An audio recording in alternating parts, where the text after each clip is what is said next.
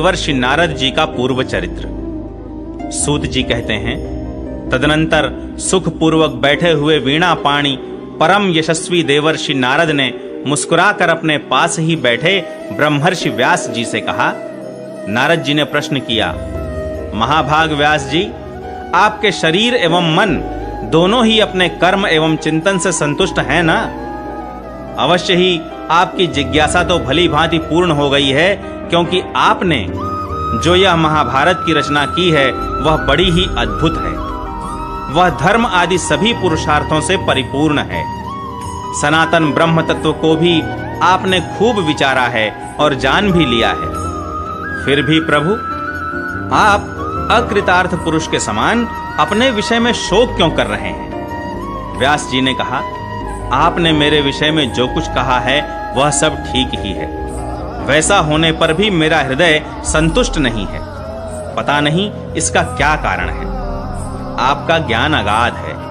आप साक्षात ब्रह्मा जी के मानस पुत्र हैं। इसलिए मैं आपसे ही इसका कारण पूछता हूं। नारद जी, आप समस्त गोपनीय रहस्यों को जानते हैं, क्योंकि आपने उन पुराण पुरुष की उपासना की है जो प्रकृति पुरुष दोनों के स्वामी हैं और असंग रहते हुए ही अपने संकल्प मात्र से गुणों के द्वारा संसार की सृष्टि, स्थिति और प्रलय करते रहते हैं। आप सूर्य की भांति तीनों लोकों में भ्रमण करते रहते हैं और योग बल से प्राणवायु के समान सबके भीतर रहकर अंतःकरणों के साक्षी भी हैं।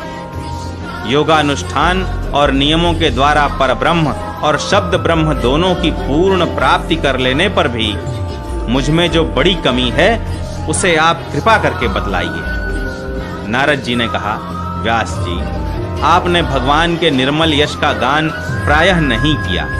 मेरी ऐसी मान्यता है कि जिससे भगवान संतुष्ट नहीं होते वह शास्त्र या ज्ञान अधूरा है। आपने धर्म आदि पुरुषार्थों का जैसा निरूपण किया है, भगवान श्री कृष्ण की महिमा का वैसा निरूपण नहीं किया।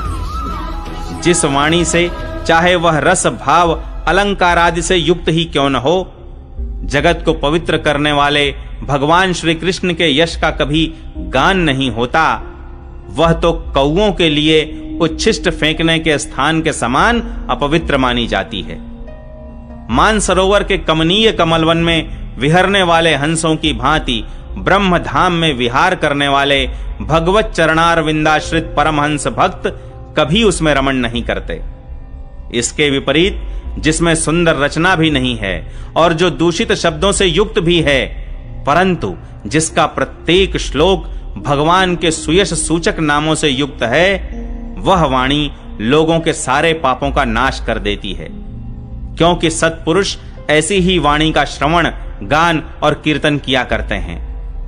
वह निर्मल ज्ञान भी जो मोक्ष की प्राप्ति का साक्षात साधन है, यदि भगवान की भक्ति से रहित हो तो उसकी उतनी शोभा नहीं होती। फिर जो साधन और सिद्धि दोनों ही दशाओं में सदा ही अमंगल रूप है, वह काम्य कर्म और जो भगवान को अर्पण नहीं किया गया है, ऐसा अहेतुक निष्काम कर्म भी कैसे सुशोभित हो सकता है? महाभाग व्यास जी, आपकी दृष्टि अमोघ है, आपकी कीर्ति पवित्र है, आप सत्यपरायण एवं दृढ़ व्रत हैं। इसलिए अब आप संपूर्ण जीवों को बंधन से मुक्त करने के लिए समाधि के द्वारा अचिंत्य शक्ति भगवान की लीलाओं का स्मरण कीजिए। जो मनुष्य भगवान की लीला के अतिरिक्त और कुछ कहने की इच्छा करता है, वह उस इच्छा से ही निर्मित अनेक नाम और रूपों के चक्कर में पड़ जाता है। उसकी बुद्धि भेदभाव से भर जाती है। जैसे हवा के झकोरों से डगमगाती हुई डोंगी को कहीं भी ठहरने का ठौर नहीं मिलता, वैसे ही उसकी चंचल बुद्धि कहीं भी स्थिर नहीं हो पाती। संसारी लोग स्वभाव से ही विषयों में फंसे हुए हैं। धर्म के नाम पर आपने उन्हें निंदित सकाम कर्म करने की भी आज्ञा दे दी है। यह बहुत ही उल्टी बात हुई, क्योंकि मूर्ख लोग आपके वचनों से पूर्वोक्त निंदित कर्म को ही धर्म मानकर यही मुख्य धर्म है ऐसा निश्चय करके उसका निषेध करने वाले वचनों को ठीक नहीं मानते। भगवान अनंत हैं, कोई विचारवान ज्ञानी पुरुष ही संसार की ओर से निवृत्त होकर उनके स्वरूप भूत परमानंद का अनुभव कर सकता है। अतः जो लोग पारमार्थिक बुद्धि से रहित हैं और गुणों के द्वारा नचाए जा रहे हैं, उनके कल्याण के लिए ही आप भगवान की लीलाओं का सर्वसाधारण के हित की दृष्टि से वर्णन कीजिए। जो मनुष्य अपने धर्म का परित्याग करके भगवान के चरण कमलों का भजन सेवन करता है, भजन परिपक्व हो जाने पर तो बात ही क्या है।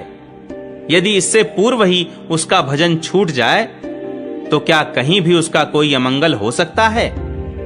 परंतु जो भगवान का भजन नहीं करते और केवल स्वधर्म का पालन करते हैं, उन्हें कौन सा लाभ मिलता है। बुद्धिमान मनुष्य को चाहिए कि वह उसी वस्तु की प्राप्ति के लिए प्रयत्न करे जो तिनके से लेकर ब्रह्मा पर्यंत समस्त ऊंची नीची योनियों में कर्मों के फलस्वरूप आने जाने पर भी स्वयं प्राप्त नहीं होती। संसार के विषय सुख तो जैसे बिना चेष्टा के दुख मिलते हैं, वैसे ही कर्म के फल रूप में अचिंत्य गति समय के फेर से सबको सर्वत्र स्वभाव से ही मिल जाते हैं। व्यास जी, जो भगवान श्री कृष्ण के चरणार विंद का सेवक है, वह भजन न करने वाले कर्मी मनुष्यों के समान दैवात कभी बुरा भाव हो जाने पर भी जन्म मृत्युमय संसार में नहीं आता। वह भगवान के चरण कमलों के आलिंगन का स्मरण करके फिर उसे छोड़ना नहीं चाहता। उसे रस का चस्का जो लग चुका है, जिनसे जगत की उत्पत्ति, स्थिति और प्रलय होते हैं, वे भगवान ही इस विश्व के रूप में भी हैं। ऐसा होने पर भी वे इससे विलक्षण हैं। इस बात को आप स्वयं जानते हैं, तथापि मैंने आपको संकेत मात्र कर दिया है। व्यास जी, आपकी दृष्टि अमोघ है। आप इस बात को जानिए कि आप पुरुषोत्तम भगवान के कलावतार हैं। आपने अजन्मा होकर भी जगत के कल्याण के लिए जन्म ग्रहण किया है, इसलिए आप विशेष रूप से भगवान की लीलाओं का कीर्तन कीजिए। विद्वानों ने इस बात का निरूपण किया है कि मनुष्य की तपस्या, वेदाध्ययन, यज्ञानुष्ठान, स्वाध्याय, ज्ञान और दान का एकमात्र प्रयोजन यही है कि पुण्य कीर्ति श्री कृष्ण के गुणों और लीलाओं का वर्णन किया जाए। मुने, पिछले कल्प में अपने पूर्व जीवन में मैं वेदवादी ब्राह्मणों की एक दासी का लड़का था। वे योगी वर्षा ऋतु में एक स्थान पर चातुर्मास्य कर रहे थे। बचपन में ही मैं उनकी सेवा में नियुक्त कर दिया गया था। मैं यद्यपि बालक था, फिर भी किसी प्रकार की चंचलता नहीं करता था। जितेंद्रिय था, खेल कूद से दूर रहता था और आज्ञानुसार उनकी सेवा करता था। मैं बोलता भी बहुत कम था। मेरे इस शील स्वभाव को देखकर समदर्शी मुनियों ने मुझ सेवक पर अत्यंत अनुग्रह किया। उनकी अनुमति प्राप्त करके बर्तनों में लगा हुआ जूठन मैं एक बार खा लिया करता था। इससे मेरे सारे पाप धुल गए। इस प्रकार उनकी सेवा करते करते मेरा हृदय शुद्ध हो गया और वे लोग जैसा भजन पूजन करते थे, उसी में मेरी भी रुचि हो गई। प्यारे व्यास जी, उस सत्संग में उन लीला गान परायण महात्माओं के अनुग्रह से मैं प्रतिदिन श्री कृष्ण की मनोहर कथाएं सुना करता। श्रद्धा पूर्वक एक एक पद श्रवण करते करते प्रिय कीर्ति भगवान में मेरी रुचि हो गई। महामुने, जब भगवान में मेरी रुचि हो गई, तब उन मनोहर कीर्ति प्रभु में मेरी बुद्धि भी निश्चल हो गई। उस बुद्धि से मैं इस संपूर्ण सत और असत रूप जगत को अपने परब्रह्म स्वरूप आत्मा में माया से कल्पित देखने लगा। इस प्रकार शरद और वर्षा, इन दो ऋतुओं में तीनों समय उन महात्मा मुनियों ने श्री हरि के निर्मल यश का संकीर्तन किया और मैं प्रेम से प्रत्येक बात सुनता रहा। अब चित्त के रजोगुण और तमोगुण को नाश करने वाली भक्ति का मेरे हृदय में प्रादुर्भाव हो गया। मैं उनका बड़ा ही अनुरागी था, विनयी था। उन लोगों की सेवा से मेरे पाप नष्ट हो चुके थे। मेरे हृदय में श्रद्धा थी, इंद्रियों में संयम था एवं शरीर, वाणी और मन से मैं उनका आज्ञाकारी था। उन दीन वत्सल महात्माओं ने जाते समय कृपा करके मुझे उस गुह्यतम ज्ञान का उपदेश किया जिसका उपदेश स्वयं भगवान ने अपने श्रीमुख से किया है। उस उपदेश से ही जगत के निर्माता भगवान श्री कृष्ण की माया के प्रभाव को मैं जान सका, जिसके जान लेने पर उनके परम पद की प्राप्ति हो जाती है। सत्य संकल्प व्यास जी, पुरुषोत्तम भगवान श्री कृष्ण के प्रति समस्त कर्मों को समर्पित कर देना ही संसार के तीनों तापों की एकमात्र औषधि है। यह बात मैंने आपको बतला दी। प्राणियों को जिस पदार्थ के सेवन से जो रोग हो जाता है, वही पदार्थ चिकित्सा विधि के अनुसार प्रयोग करने पर क्या उस रोग को दूर नहीं करता? इसी प्रकार यद्यपि सभी कर्म मनुष्यों को जन्म मृत्यु रूप संसार के चक्र में डालने वाले हैं, तथापि जब वे भगवान को समर्पित कर दिए जाते हैं, तब उनका कर्म पना ही नष्ट हो जाता है। इस लोक में जो शास्त्र विहित कर्म भगवान की प्रसन्नता के लिए किए जाते हैं, उन्हीं से पराभक्ति युक्त ज्ञान की प्राप्ति होती है। उस भगवदर्थ कर्म के मार्ग में भगवान के आज्ञानुसार आचरण करते हुए लोग बार बार भगवान श्री कृष्ण के गुण और नामों का कीर्तन तथा स्मरण करते हैं। प्रभो, आप भगवान श्री वासुदेव को नमस्कार है, हम आपका ध्यान करते हैं। प्रद्युम्न, अनिरुद्ध और संकर्षण को भी नमस्कार है। इस प्रकार जो पुरुष चतुर्व्यूह रूपी भगवान मूर्तियों के नाम द्वारा प्राकृत मूर्ति रहित अप्राकृत मंत्र मूर्ति भगवान यज्ञ पुरुष का पूजन करता है, उसी का ज्ञान पूर्ण एवं यथार्थ है।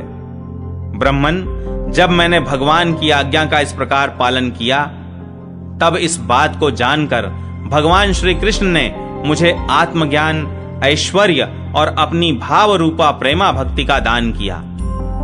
व्यास जी, आपका ज्ञान पूर्ण है। आप भगवान की ही कीर्तिका, उनकी प्रेममयी लीला का वर्णन कीजिए। उसी से बड़े बड़े ज्ञानियों की भी जिज्ञासा पूर्ण होती है। जो लोग दुखों के द्वारा बार बार रौंदे जा रहे हैं, उनके दुख की शांति इसी से हो सकती है, और कोई उपाय नहीं है।